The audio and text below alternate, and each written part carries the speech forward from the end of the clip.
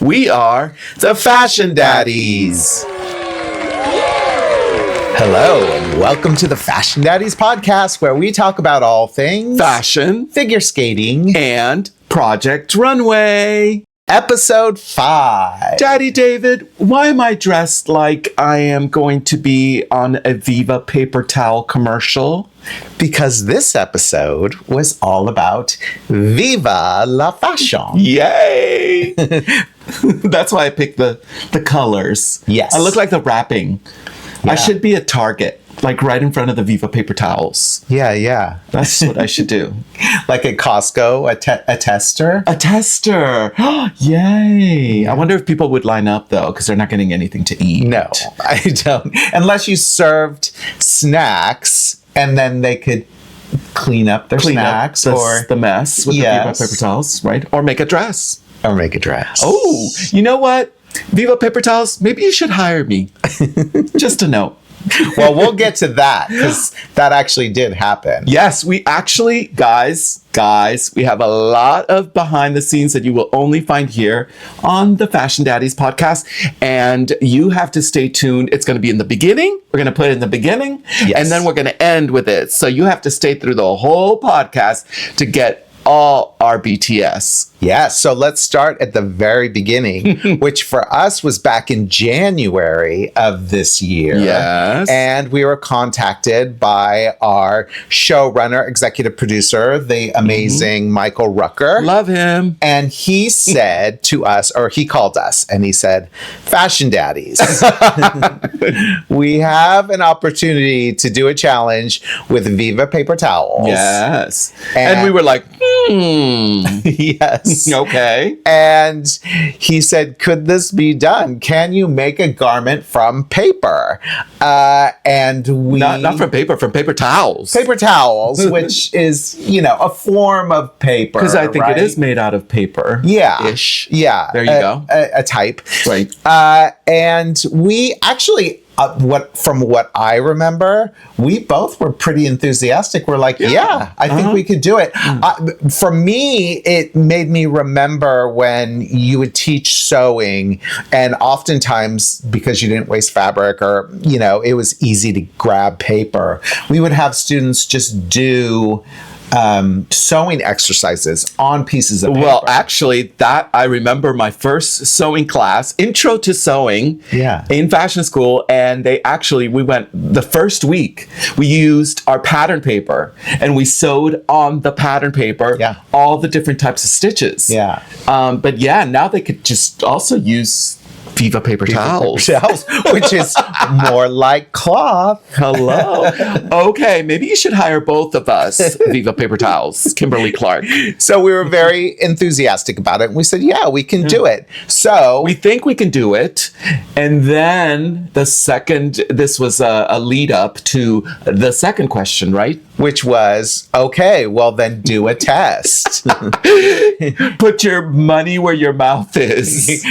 So we were tasked with creating sample garments, prototype garments, out of Viva Paper Towels to see if the designers could actually do this task. Yeah, I mean, it's, I guess you would call it, it's like testing the waters, because the show hadn't even started. We hadn't even started filming, none of that. Yeah, so we made 2 complete looks. And at first we were going to do sort of like a challenge where it was my look against Nick's look. I remember that. And then we as we got going, we kind of chickened out and we worked on both of them together. Because we are the Fashion Daddies and we're collaborative and we work together. So we're a team. There's the word. You buried the lead because before all this, of course, after we hung up the phone with our daddy, Michael Rucker, we went to Target. We went to Target. We went to one of our local Targets here in Los Angeles, and we're like, I hope they got some Viva Paper Towels. And of course, they did a whole big package, a package. And you should see, I think we have a photo of us putting it in a little cart, not a little cart, a big cart, and then loading it up onto the trunk of our car. I'm sure people were like, you must have a big mess to clean up. Yeah. Little did they know. Yeah, we obviously didn't even know how many paper towels it would take, so we just bought way more than we needed to. We did. But good thing we have a good stash of paper towels, of Viva Paper Towels, to clean up our home messes. Yes. So we made 2 looks. Yes. And it was, would you say it was challenging? There were challenging parts to it. Okay. Namely, I think the fact that we used actual paper towels. And so, as you know, a paper towel, it's got the tears. Yeah, the perforations. Thank you. Yes. Thank you, Daddy David. The perforations in the middle. And so we found those you had to be very careful with them. And I soon also realized that it would probably be better to create my own bolt or yardage of those paper towels. So then it wasn't as easy as we thought, like, oh, we can just use the bolt, the rolls. And so I sewed together like about 3-4 yards to have kind of a fabric. So I sewed them together, if you can imagine, and created I think maybe 36 inches by 3 yards worth of that. And that took some time. Yeah. So then we could use that as like a bolt of fabric to then cut, because I needed to drape and we needed to make the patterns and to construct these paper towel prototypes. Yeah. So jumping ahead a little bit, they actually got rolls basically based on our suggestion. They got bolts. They got bolts. Yeah. So, or a very large roll, which was more like a fabric roll. So they didn't have the perforations, which was incredibly helpful. Because we told them, we're like, this is where the trickiness might happen. This is where stuff might happen. Just the slightest of pulling, of course, in the perforation area it's going to start ripping. Yeah, so it worked out well. I mean, there were little hurdles you had to get through. Ironing was a big issue. Be very careful. Careful ironing, opening up those seams, things like that. But the sewing was pretty easy. Yeah. We put in zippers, we put in closures, and it all works pretty well. Multiple layers was better than a single layer, things like that. So we learned little things that we could bring to the show. Well, obviously tell everybody that it worked. Yeah, by the way, all of this had to be then presented to like 25 top executives, and we're like, the guinea pig scientists, like presenting, so here you go. The other thing that was quite a challenge was the dyeing process. Right. And you took care of that. Yes. And to be honest, in the prototypes, we didn't do a lot of the dyeing. No.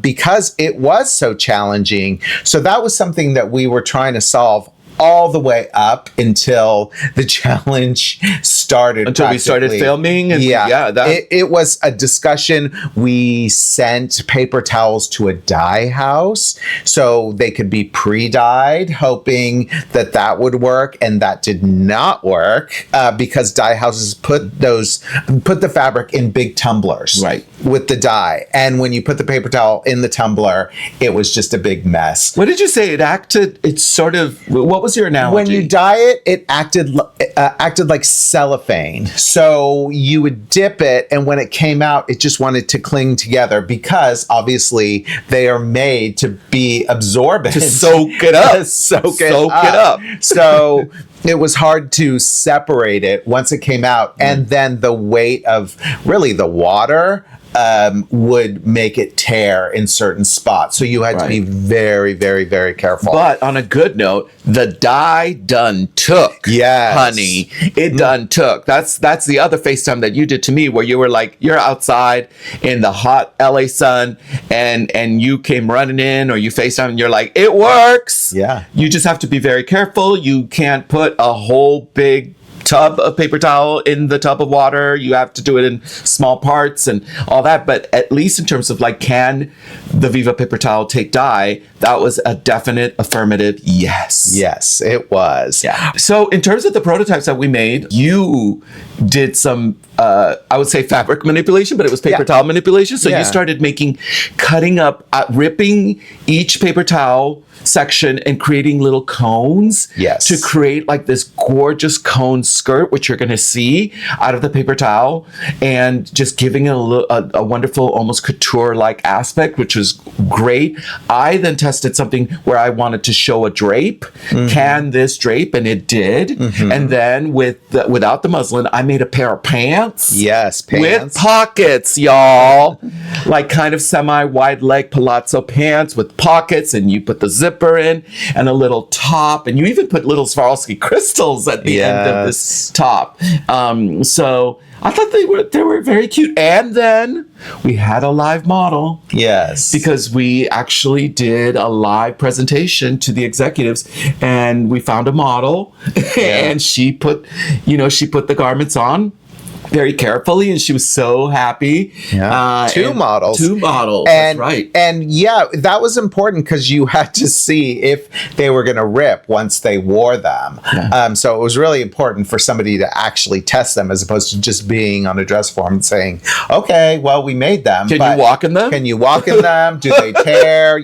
Can you bend? That was all part of our scientific evaluation. Yeah, and it worked. Okay. So, all right. So then let's get to the challenge. And we were all ready, set, go with all the information that we needed. We told the designers, our experience, because we knew how challenging this was going to be. Right. And so we wanted to let them know that it could be done. So we had a pre-presentation, which was not caught on camera. And we told them, this is what happened. We tested it. I think we even showed them photos of our prototypes. And just because I know that if I was in their place, again, as a former designer, I'd be like a little questionable, a little nervous. Yeah, they were. And so we wanted to satisfy that and be like, listen, we tested it in this. You can do this, you can do that, you can do this, and it works. And I think that really helped. Yeah, I think it did. So the challenge started with Heidi letting them know that not only could they use Viva Paper Towels, but they also were going to have a fabric budget, which they could go to Mood and have $300 to purchase fabric. So it also eased their nerves a little bit to know that they would have fabric along with the Viva Paper Towels. I think some were more gung-ho about using all Viva Paper Towels, and others were a little wary. So they had that. They came back. I think that also probably helps them with their color palette, what they chose. And then they dove in, and they really dove in to dyeing and painting. They had time to experiment, and then they got to go home and see it, how it dried and how it worked. And that was really, some works better than others. So but it was exciting. We had to find all these buckets and these racks, to hang the fabric. And, they were armed with all the information that we gave them. And they went right to it. But it was kind of surprising to us because we knew we had kind of a tricky thing with the dyeing where a lot of them, most of them all said they were just gung-ho right into the dyeing process. And and some of them did really exciting stuff. Okay, so let's get to the designs. Let's We're gonna go in order of the runway show. Okay. Which started with Elizabeth. Okay. Interesting. Yeah, interesting. And she started out very strong. Yes. She was able to dye the paper towel in a beautiful deep red color. Like lipstick red or blood red. Yes. And what she did was she purchased lace at Mood and she put it over the paper towel and spray painted it black, which created a new textile. It's like stenciled lace. Yes, stenciled fabrication. Lace. It looked quite Gothic, a little bit Game of Thrones / Dracula, but it was neat. It was neat. Christian loved it. Christian really responded positively. And her initial idea was to create something that was a little more over the top in its silhouette, a little grander. Right. What she ended up with not so much. was not. No. And I feel like she went back to that silhouette that she has used several times. You were saying this. Yeah, which is a backless halter dress. You might have to go back and see some of the other episodes and her looks. Yes. Yeah. And she repeats that look. Yeah, she does. I think what's more concerning, first of all, I think the silhouette worked, especially on the model, on Amanda. Yeah. She's curvy and she's got a teeny tiny waist, so she did exemplify that. She did showcase that. But it was the unfinishedness of it all. Yeah. So I'm just going to call out the elephant in the room. Yes. May I? Yes. Where I think there was a scene where this was already, the runway was about to happen, and we were backstage, they were backstage, and it was last looks, as we always call it, which is the chance to put in the last little finishing touches. And, stuff is happening, and Christian noticed something in the back of her dress, and cut to Elizabeth saying that my closure broke. Right. Or something to that effect. Yeah. Well, technically she's correct. Her closure broke. The other part of it is her closure was what, Daddy David? Safety pin. Holding one part of the paper towel to the other part of the paper towel. And in fact, because we have to take photos of the models before they even go to the runway, before they go into the last looks. And I think we have a little shot of how it looked like. And you could see that safety pin holding on for dear life. And this is like already an hour before that scene with Christian. So it's like you could see the safety pin screaming out to us. Yeah, I think that even Elizabeth realizes at this point that her construction skills weren't up to par with many of the other designers. And it was... I mean, hello, B. It was really reflected in this, and that, she couldn't do what she wanted to do. Right. And so she had to pivot because I don't think she could accomplish that with her sewing skills. And then on top of that, she couldn't really even finish the garment that she created. Right. So it was not her brightest moment. No, it was fine. It's like fine if you're just making it for a dress form. Yeah. That is not going to actually put it on. Yeah. But then that happens. Yeah. Yeah. Oh. All right. Well, not the best. And she is in the bottom. Okay. So we will find out in this episode. We don't know the winner or the loser. So everybody has to stay tuned. Okay. So next is B. All right. So let's talk about really good construction. Yes. And this was just amazing. The way those pants fit. Flawless. And then on you. Yeah. Supermodel you. But those pants, I've said this before, pants are probably one of the hardest garments to create and to make and to fit. Yeah. Right. But what B did, again, let's go back to the hand. B has a hand of God. Yeah. I'm just saying it right here. Hashtag hand of God. Because those pants, I rarely even see $1,000 worth pants that fit that beautifully. And these were made out of Viva Paper Towels, y'all. Like you can't even, I can't even begin to tell you like the art that it takes. Yeah. The training to create pants that fit so perfect, so beautiful in the crotch, in the booty, and the leg. Yeah, beautiful leg. Beautiful. Yeah, and sometimes the simplest garments are the most effective, and that's the way I felt about this. And there was a lot of work that went into it. Talking about what Nick was just saying about the fit, which is not easy to accomplish, but also the deep, dark nature of that black color. Right. So I don't know that I can explain exactly what he did because I don't remember because there are several steps. But I do know that he first dyed it with black, which is the hardest color to achieve in dyeing. By the way, it's just to get that true black. Right. It's very, very, very difficult. So he first did that, and of course, it wasn't as dark as he wanted it. So then he used black paint and really basically painted it, but somehow did something else to achieve that soft texture. So that black paint didn't just make it like cardboard. You know how paint can sometimes it felt make it stiff. like ultra suede, if you remember that fabric from the 80s. Yes. I don't even know if they still make that. Ultra suede. Look it up. Halston had some dresses from ultra suede. Or you would say a very soft velveteen, but still with body. Yeah. And texture to it. Yeah. You're right. I mean, whatever he did, it was magic. Yeah. And on top of it, then he sewed an invisible zipper perfectly onto the pants. It was crazy. And then that bustier top and what he did to create it. And then I know he did the harness on top of it, the belts. It was very simple. It didn't shout. It didn't scream. But you know what did shout and scream was the fit. The fit. And the construction. Yeah. 5 out of 5. Yeah. Great. All right. Then the next one is Bobby. I can tell from your face. If you guys are watching this, Daddy David's face is like, like he just ate something that was a little bit off.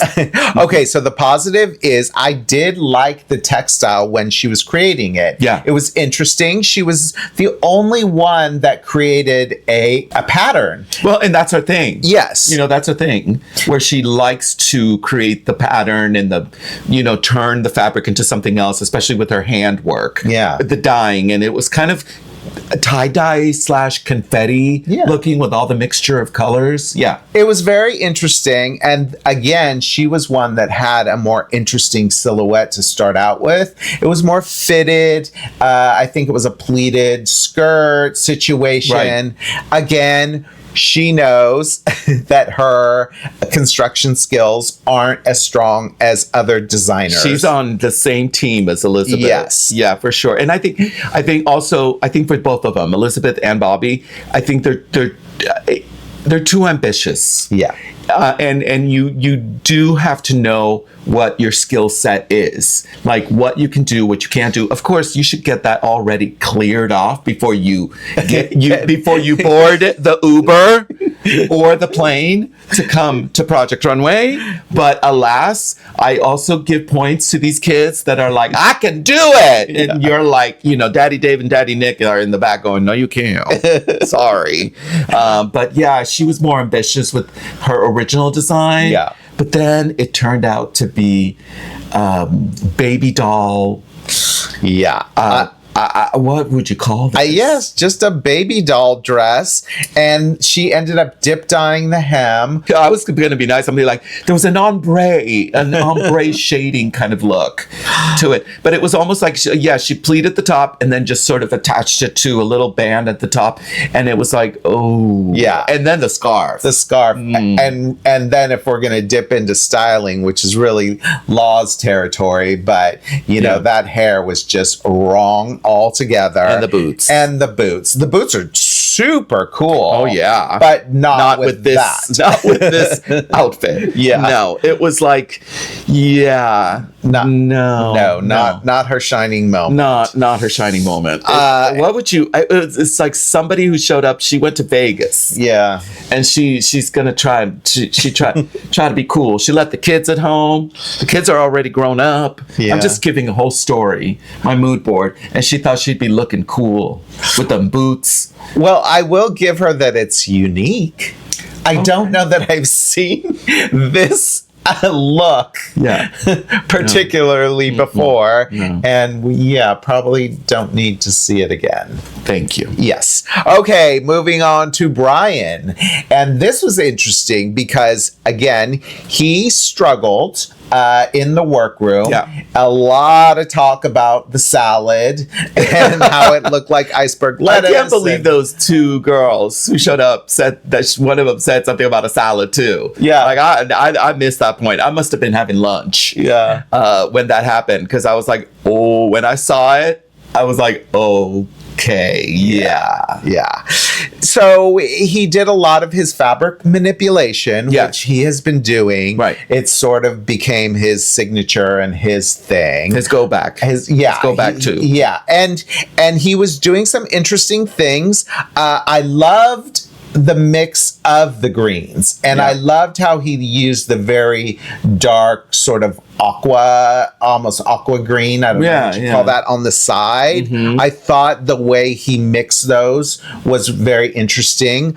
I loved how the bodice swept over one shoulder and dropped to the back. Right. So that was very interesting. But again, the construction was not as strong as others. No. He feels he has the construction skills of others in the competition, but he does not.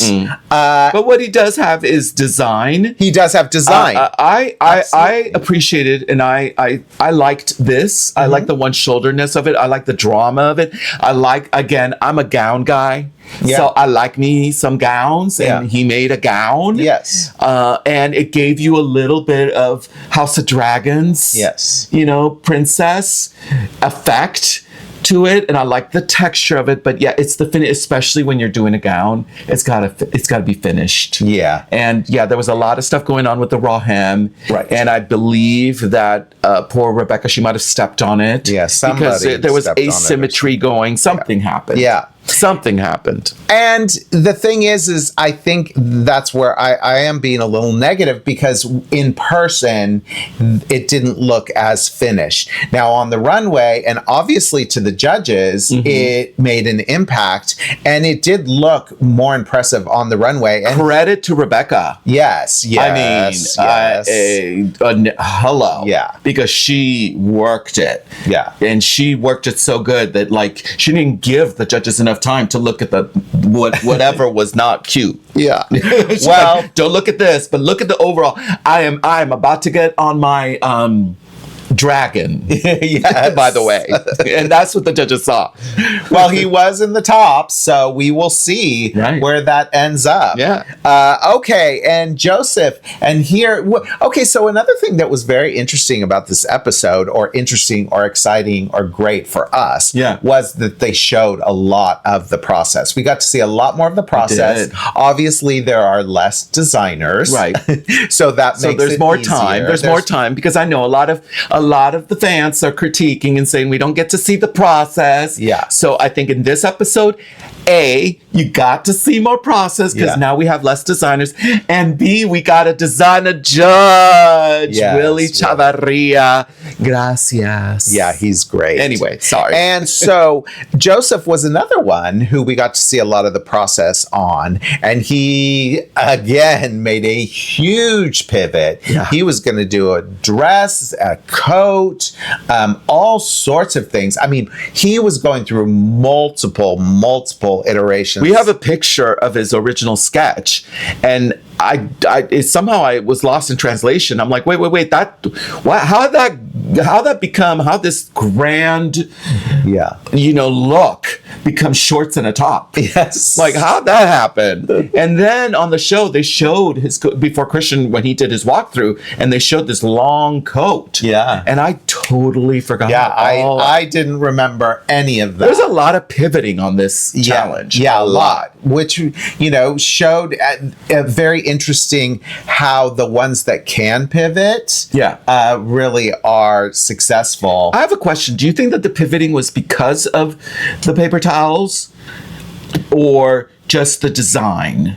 So I think for Joseph, the pivoting was because of the paper towels. Okay. He was struggling with making the paper towels work for the type of garment he wanted. Yeah. For Elizabeth and Bobby, it was more that they couldn't accomplish the design, technically, the design that they wanted. Because again, as a judge, especially in a challenge like this, and it could be argued whether this is an unconventional or not unconventional, whatever it may be. Yeah. But the judges are looking to see how you transformed Yes. the subject. Yeah. And the subject was paper towels. So how do you know, as a judge, you're thinking, what is that? Right. You want to question it, and you want to see that they did a transformation, thereby with Joseph, what he was originally making was looking like a paper towel. And so he was like, I know that the judges are going to clock me on this. Yeah. So he pivoted. He did a great job. You know, Lexi, the model, is amazing. And it was so for her though. Yeah. You know, whatever, even though this was a pivot, but those shorty shorts and that top with the shoulder pads and the collar popped up and showing her legs and her teeny tiny waist.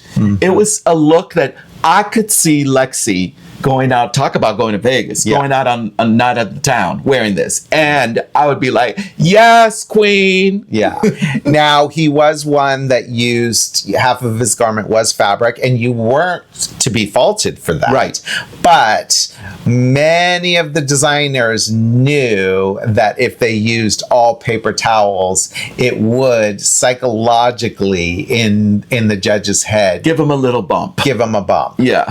And I think his intention was probably to use more paper towel Right. than fabric, but he needed to pivot. He needed to get something done, and he did a great And job. he did. At least the jacket didn't look like paper towels. Yeah. And No. in fact, it's so funny because the line gets blurred because those shorts, I think they were velveteen. Yeah. Speaking of fabric, actual fabric Yes. for mood, velveteen. And you could have sworn they were also paper towels.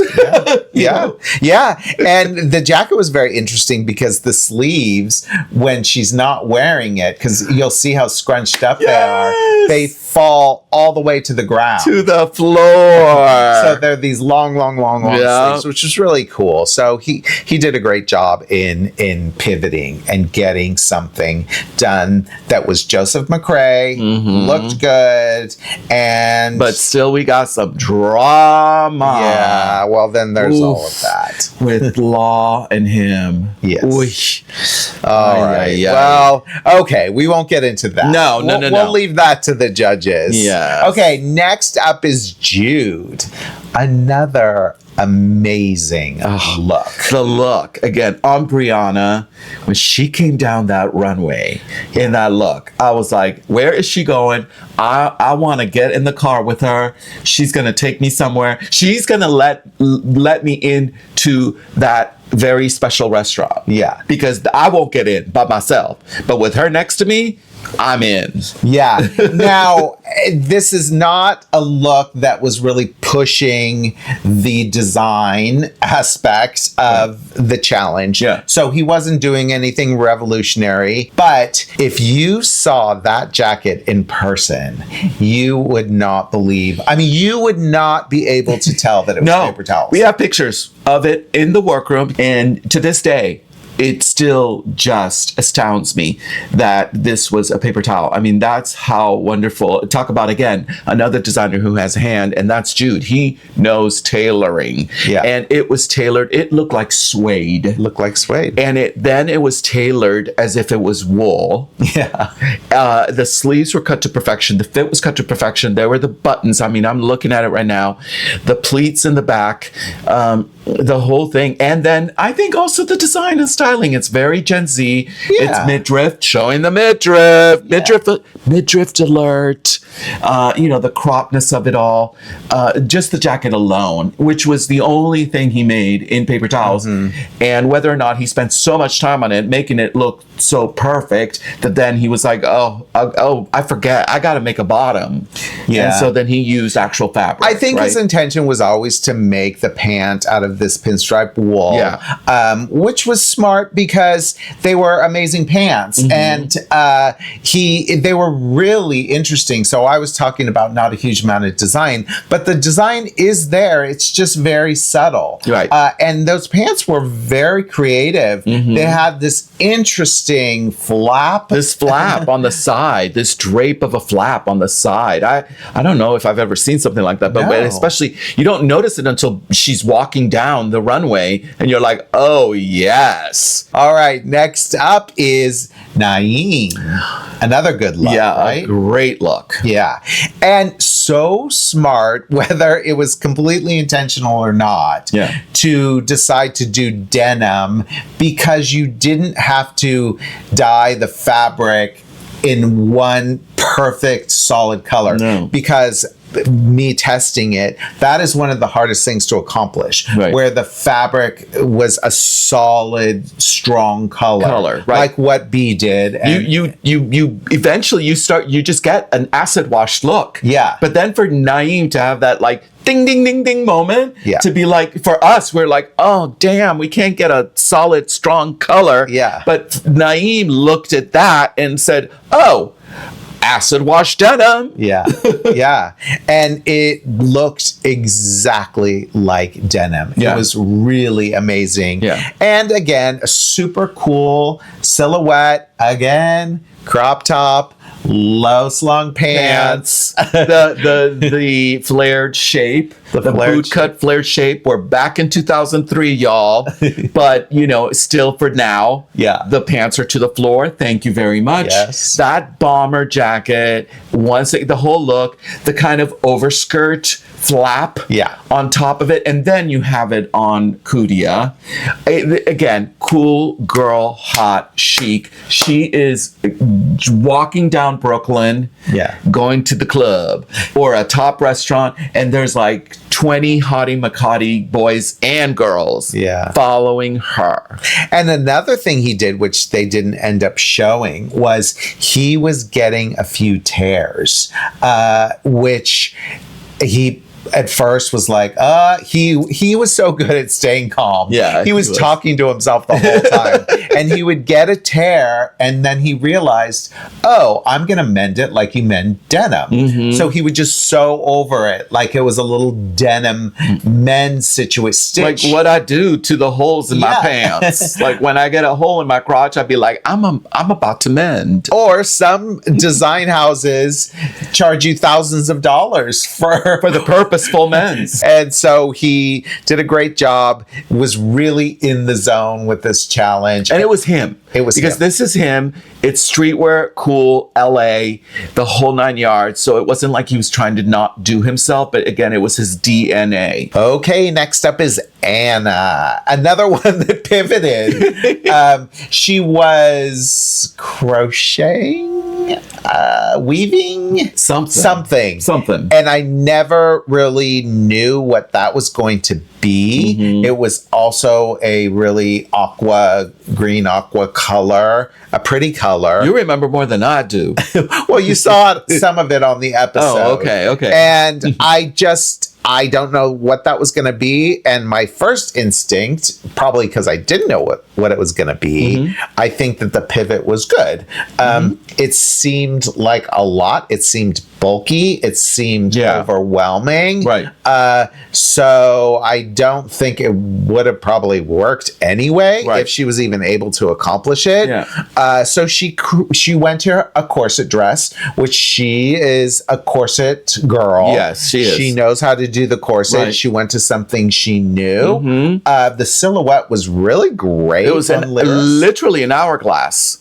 Yeah, the silhouette was it was great on Lyris, like you said. I love the contrast of the black and the white. And I really liked what she was going for, almost like the dress form shape. Yeah. The hourglass dress form shape that she did, almost a trompe l'oeil kind of effect on that dress. I thought that was kind of cool. And it like visually cinched her in. Yeah. You know, and it snatched her. This is kind of like the snatch dress. Yeah. And when she turned around and you saw that it was a complete corset dress, that was really cool. Right. The one thing that I just didn't think worked was the halter. She needed to be opened up, especially with her hair being down, and it closed her up at the top. Does that make sense? No, totally. It makes sense. I think that she spent so much time on the corset dress part of it that then the halter pieces over the sisters looked like an afterthought. Yeah. It almost looked like, oh, I got to do something up there. Let me just kind of drape some fabric on top of it and make it a little halter neck and call it a day. But I think you are correct, because already she's being lifted up. Yeah. So it shortens the torso. That's getting a little technical here. That's it. About dressing human beings, but it shortened the torso. And therefore, again, she needed this area, the neck area, the above the breastises area to be opened up, so it didn't balance. Yeah. What I would have done is I would have taken the jersey pieces and I would have let them fall down the arm, Oh, yeah. So, and then wrap it around the back. So it was sort of a easy off the shoulder thing. Right. And then you would have focused more on the corset. Totally. That being a little undergarment. Yeah. Yeah. Totally. So, but I mean, she did it. She did it. Yeah, but she did it. And again, Lyris, with that figure of hers, she worked it. Yes. The snatched dress. Yes. Okay. And then the final designer is Jeffrey. Ooh. Another good look. Another really, really, really strong look. I loved it. I love this look. Yeah. He spent a whole day with that ombre dyeing and the ruffles, cutting the cascade ruffles. And they were hanging, we have photos, hanging on the rack, just like layers upon layers upon layers that he cut and that he dip dyed. And oh my God. And then when he came up with this, I was like, okay, Oscar de la Renta Resort. Yeah. I mean, who's going to Punta Cana? I am.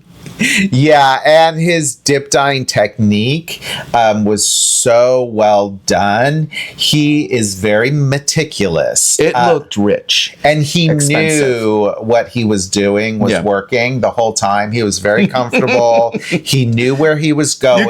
You could see it like in his eyes. You could see that. I remember we kind of be hiding in the back, walking by, and he'd catch a glimpse of our eyes, and he'd give us that look like, I got this. I know what I'm doing. You know, well, the other designers are like, I don't know about this. But you knew that he knew. Never pivoted. No, never pivoted. He had one goal. He knew exactly what it was going to look like in the end. Yeah. And I will say, okay, so sorry, I'm going to be a Debbie Downer. The one thing I would change about this garment is I probably would have removed the ruffles on the pant and just left the ruffles on the top. On the top area, Just kind of a bit of a, the Chanel saying, just take one thing off. Okay. And I think it would have made those ruffles even more impressive as opposed to being so many ruffles. Okay. That's just my one opinion. I agree. I agree with you. Yeah, I agree. And just let the pants, the gorgeous fit and the palazzo-ness of it all. Exactly. And you're right, just keep it up on top. Yep. That's gorgeous. And you know what? Another thing I loved was the underboob. Yeah. I loved how many, again, a midriff alert, but this was a super midriff, but it was cut just right. Yeah. But I know I loved it. And I think Heidi or somebody else said, ooh, I like me some underboob.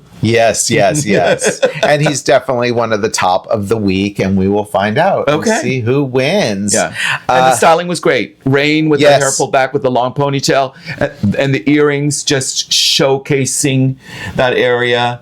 Just perfect. Yeah. Did you have a favorite? Oh, by the way, thank you for reminding me. Even though we don't know who the winners of the bottoms are, but you want to know what our favorites were? Yes, thank you. My favorite was B.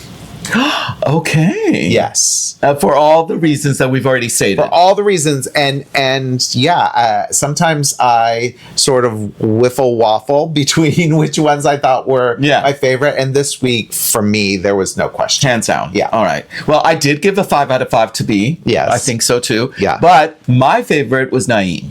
Okay. Yeah, my favorite was Naeem. I just thought she was super cool, super hip. And again, the way that he transformed the fabric, that it looked totally like acid wash, stone wash denim. Yeah. But the styling as well, the design. Yeah. It was on point. So he got 5.5 stars from me. So that was my favorite.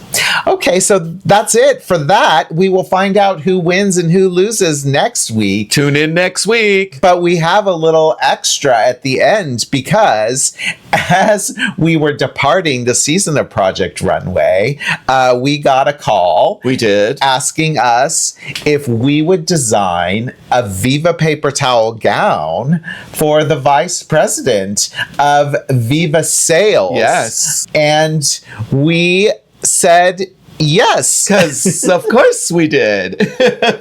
And this happened before the show even finished. Yeah. Right? And then, to make a custom gown. Yeah. For Kari Brown, the vice president of sales, and for a big event, big presentation. Yeah. And so, but then it was like, okay, well, we had some extra bolts that were used in the challenge a lot.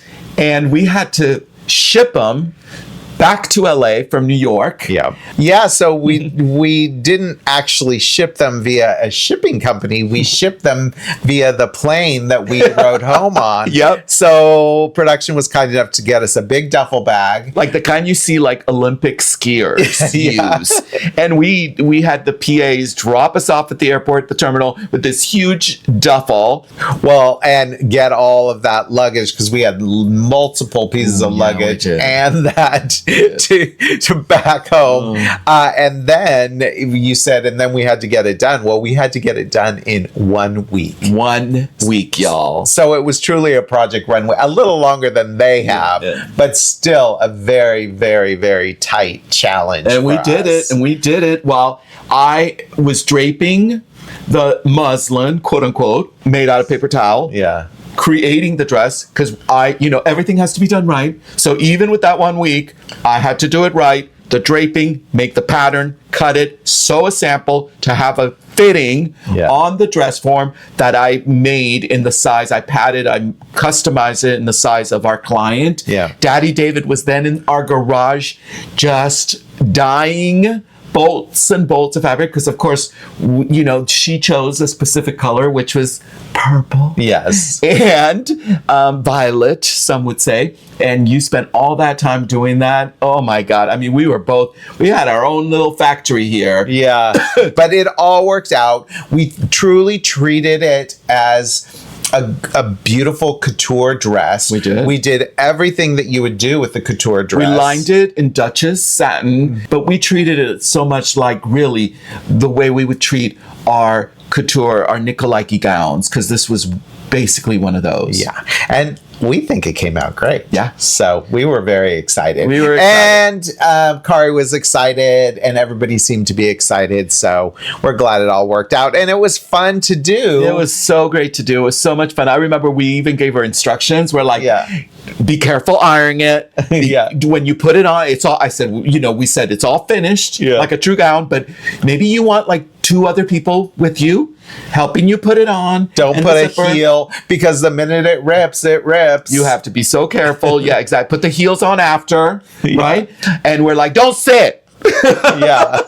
All right. Okay. So make sure to like, subscribe, and share. And tell us who you thought were your favorites, right? Yeah. And of course, as always, don't forget to get our book, which will teach you all about pattern making. Totally. The basics of pattern making for fashion design. We don't have a chapter on dyeing. Or sewing using paper towels. Yeah, exactly. We don't, but we might do that in another edition of our book. But yeah, get it. It's all there. And the hardback is gorgeous. Gorgeous. Yes. All right. Until next week. Bye. Bye. The Fashion Daddies is created and hosted by David Paul and Nick Varios. It's produced, edited, sound mixed, and scenic designed by David Paul.